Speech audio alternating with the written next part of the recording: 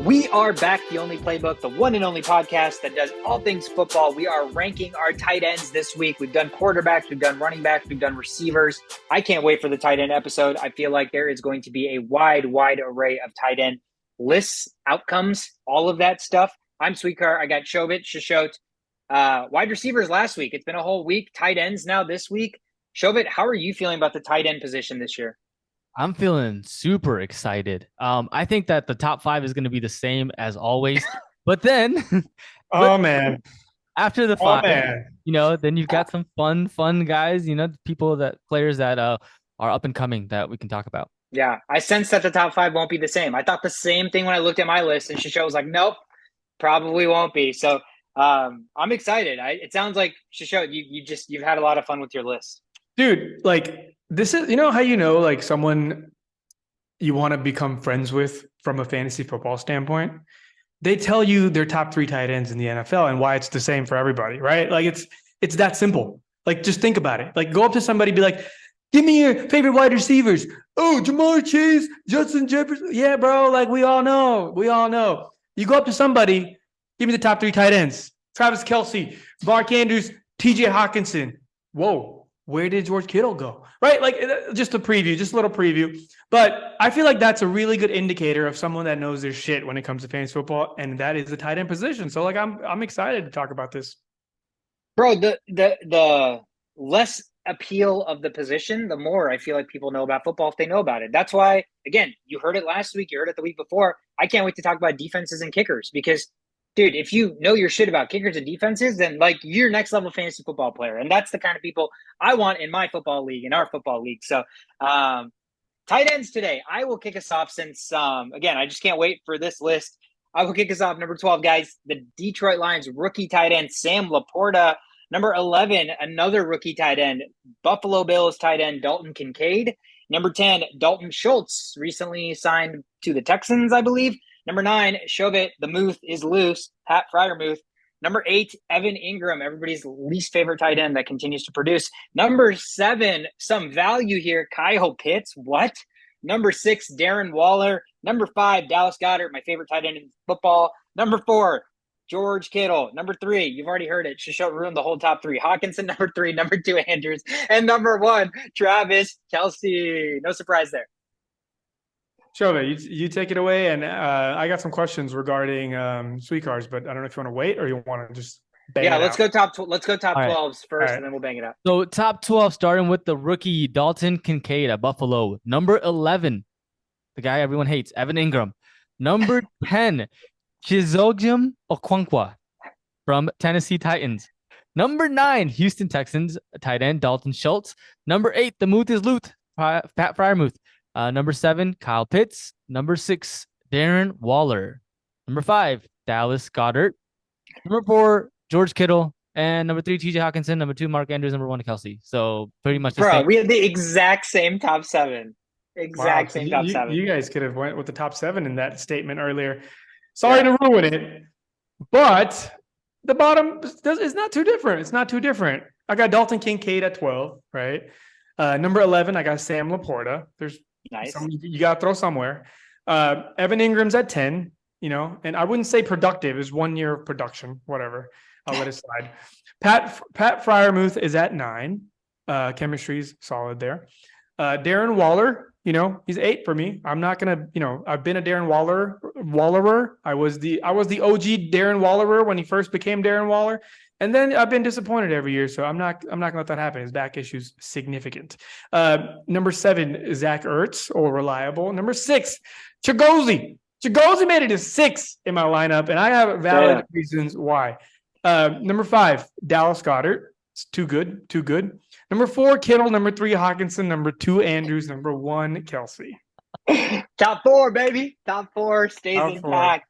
All right. So I obviously want to talk about Shishot's top 12 because I did not hear Kyle Pitts' name. No. You either become a Kyle Pitts fan or you live long enough to become a Kyle Pitts hater. And I've lived enough. I've seen enough. I can give you both sides, like I would much rather have one of the people in my league get Kyle Pitts. Even if he falls to me, I'm going to grab another running back. I'm going to grab another wide receiver. there is just not enough evidence. There are some evidence to help him out. I'll start there. He was number 1 in the league in amount of targets after a certain point in the season. So he got volume. However, the volume is in the sense of percentages of passes thrown from that team that go to a significant player. So he got like 20+% of the offense's targets, which is awesome. That's like a elite wide receivers kind of numbers. However, they were second in the league in number of passes thrown. And they haven't made a significant upgrade from a quarterback's position for me to be like, oh, this team is now a pass-first offense. They just got a running back. With their most prized, valued position, they got a running back. He's going to get 50 touches from a passing game perspective at the most, probably. So we're looking at a lot of running, and Kyle Pitts has been there. We've seen what he can do. Sure, he may be number 15 on my list, maybe number 14. I'm not going to demote him to like 32nd. This isn't a Kyle Pitts hate podcast, but it very much could be if he just doesn't produce this year too. So, I will let other people deal with this headache. I have enough confidence in my top 12 to give me some sort of production. But you're right, Sweetheart. You said value. That's the word to use when you use Kyle Pitts. Who would have thought, right? Like the number 1 tight end ever drafted in football history, and now he's considered a value pick. So let me hear what you guys have to say. So let's rewind the clock. Kyle Pitts last year got hurt, only had 28 receptions, 356 yards, 2 touchdowns. His rookie year, the year before that, despite having 1 touchdown, he had over 1,000 yards receiving on 68 catches, right? His quarterback sucks. Desmond Ridder sucks. He's not an NFL quarterback, at least not yet anyways. And at best, he's probably going to be average at best. Like you said, Shisho, they drafted Bijan Robinson, so it's an offense that's probably going to be heavily focused on Bijan. My thing with Kyle Pitts is he may not see 1,000 receiving yards anymore because Desmond Ritter's not the guy. Touchdowns will go up in the red zone. What I absolutely expect to see is because of Bijan Robinson, Kyle Pitts should have at least 5 touchdowns this year. At least 5 touchdowns.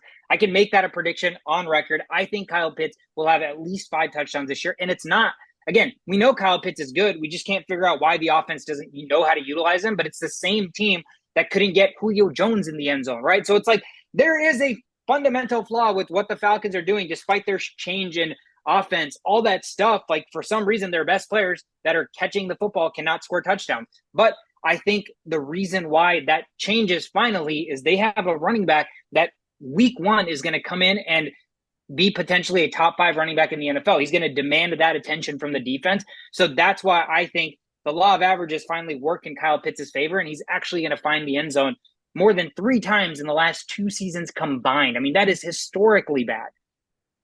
Yeah, I mean, the tight end position is like top 5 and then everybody else, right? So it's really hard to gauge where these guys are going to be. But given the lack of depth, I think that the Desmond Ridder as a quarterback, and then if he doesn't pan out, Tyler Heineke as a quarterback does give him more chances this year. I think the talent is absolutely there for Kyle Pitts with a better offense than that it had last year, but Bijan Robinson in the mix. I'm just, picking back on what you're saying. He can absolutely finish 7th this year. So yeah, I mean, I'm hoping that Desmond Ridder is going to be a better quarterback, better situation than what they had last year. Yeah, it is. It is. Again, we hammered home the tight end position and how wild and crazy it was last year, just week to week, outside of like Kelce and Hawkinson and even Andrews, right? So everybody else was kind of a wide array. So again, where we're ranking Pitts now and where he's probably getting drafted behind all these other tight ends, the key word, again, is value, because he has the upside to be a top 3 tight end. He's got the talent level to be a top 1 tight end. So that's kind of where that falls for me. We both have some of those rookies at the bottom half, right? Laporta, Kincaid. I think we all have Kincaid in our top 12.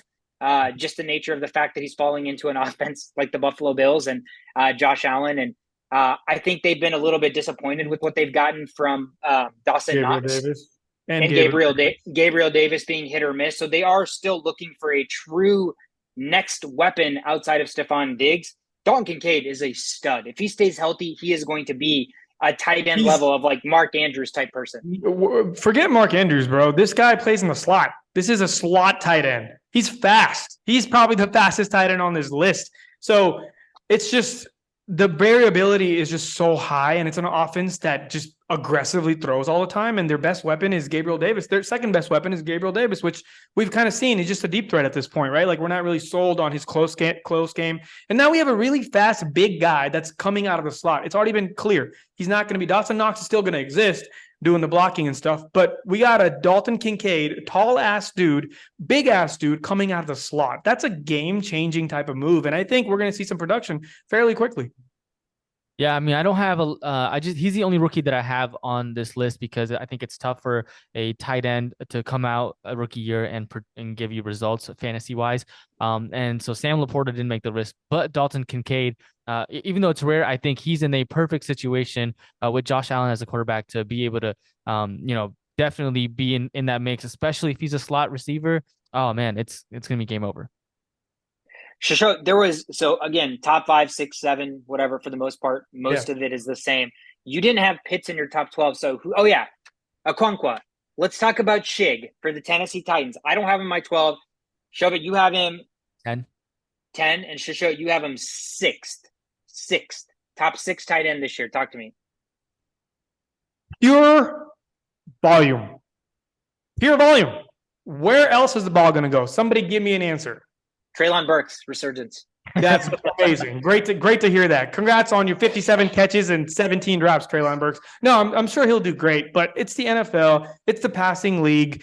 Tight ends are bred to pass now. Gone are the days of blocking tight ends, except for George Kittle. They somehow want to use his hands as blocking more than catching. But we've seen what he can do, and we've seen this physique. He's a big ass dude. He's fast. He's quick.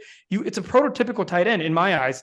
And sheer volume. Look at everybody else after him. Zach Ertz has to share in a very unbalanced offense with a guy that's not a pure passer. He's more of a scrambler. There's a lot of uncertainty there, but he's still number 7.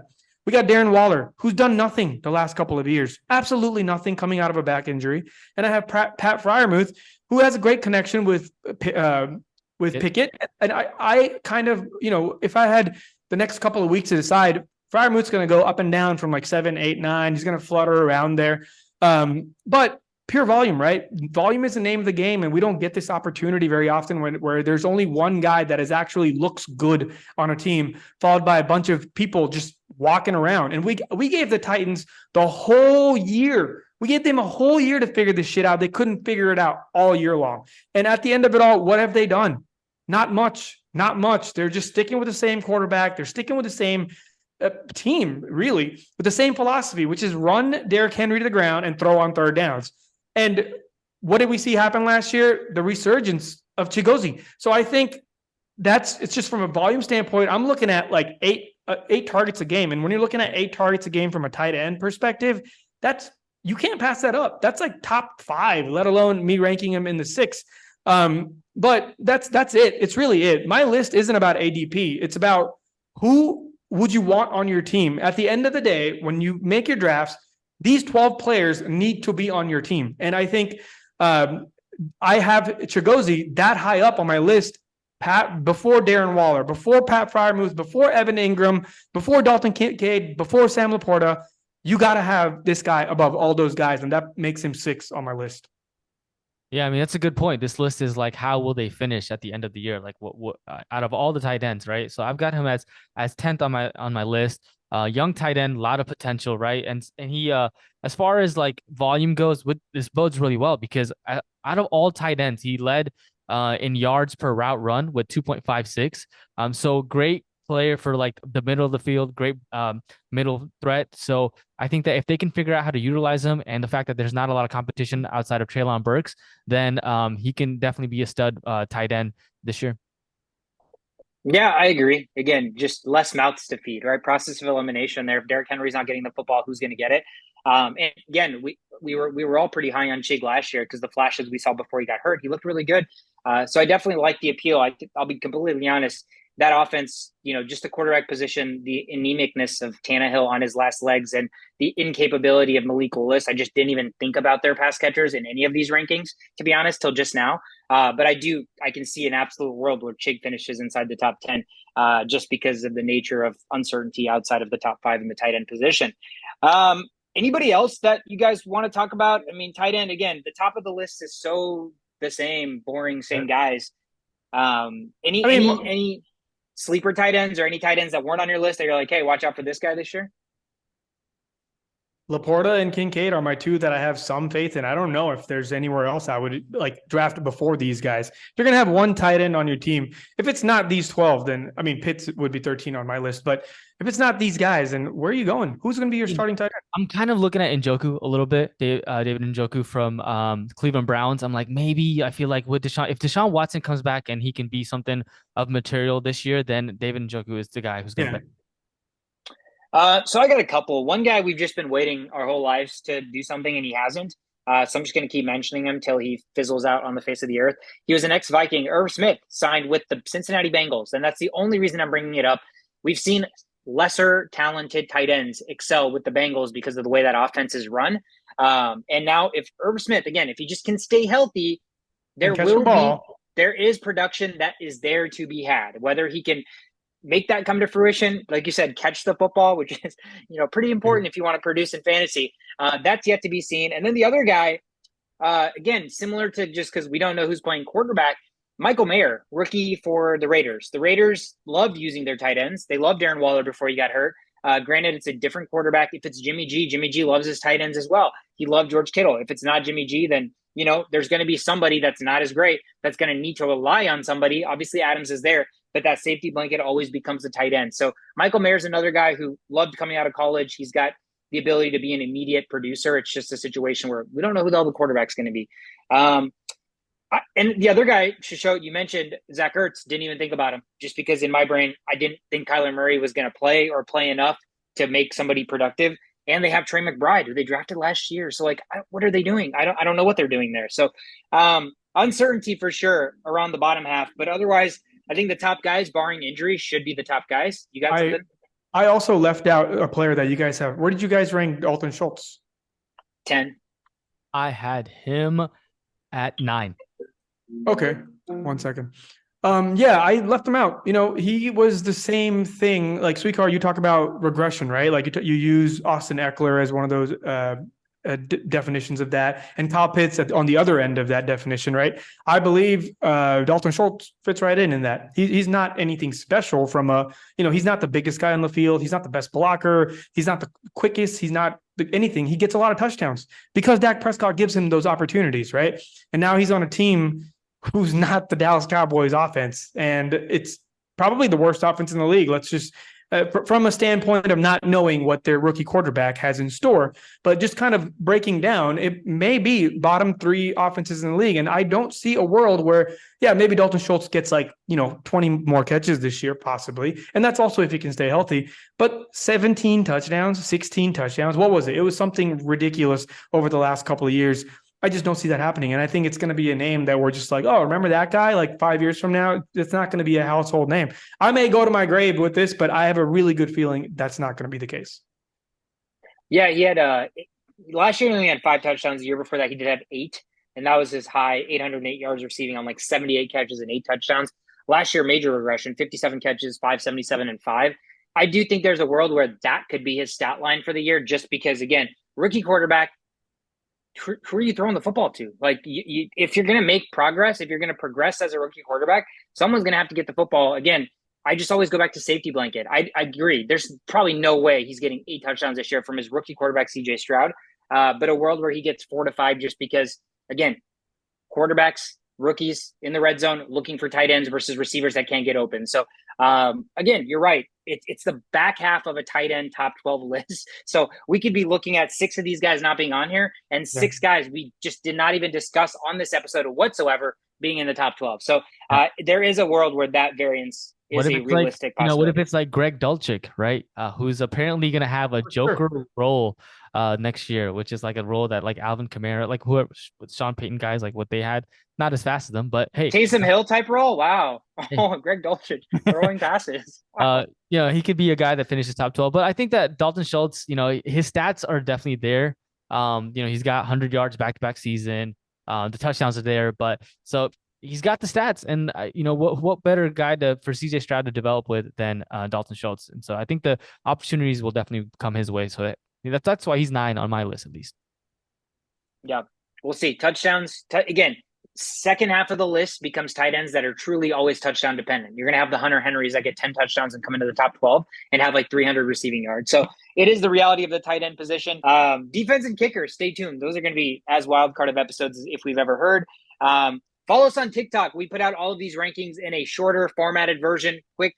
That way you have your top 12 list. Otherwise, obviously, all the social medias, Instagram, Twitter, TikTok, YouTube. If you're watching, if you're listening, you can listen to us on any podcast platform. That is it for the tight ends, top 12 tight ends in 2023. I am Sweetcard. That is Shovit. We're the only playbook. Have a great week, guys. We'll see you next week with defenses. Peace.